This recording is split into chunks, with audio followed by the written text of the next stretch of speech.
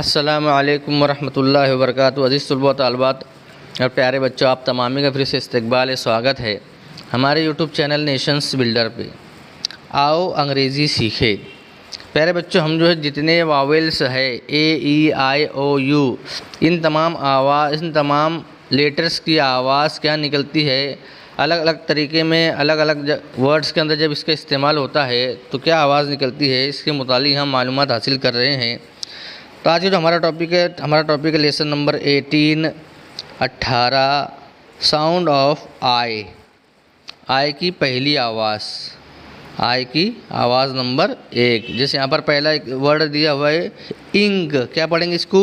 Ink. Ink कहते हैं दावात को। दावात का मतलब होता है स्याही, जो हम पेन के अंदर यूज़ करते हैं।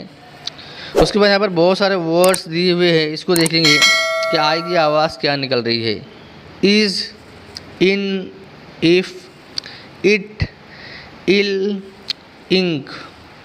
अब यहाँ पर दरमियान में आई को इस्तेमाल किया गया है। तो यहाँ पर big, win, nib, pin, tin, bit, did, sit, lid, fit, lip, hiss, sin, fish, ring, sing, hing, king, being, ping, skip, drip, trick, ship. तो प्यारे बच्चों, यहाँ पर हम साउंड ऑफ आई के मुतालिक मालूमात हासिल करें। इसका मतलब ये नहीं कि हम सिर्फ आई की आवाज़ पर ही ध्यान देंगे।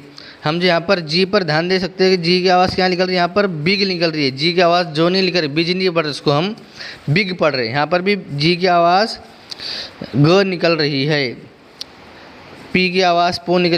इसके मुताबिक हमने पूरी मुकम्मल मालूमात पिछली वीडियो में हासिल कर चुके हैं कि लेटर्स की आवाज़ क्या निकलती है। तो प्यारे बच्चे, साउंड ऑफ आई में हमने पहली आवाज़ यहाँ के मुताबिक यहाँ पर मालूमात हासिल की है। तो लेसन नंबर 18 ये हमारा यहीं पर ख़त्म होता है।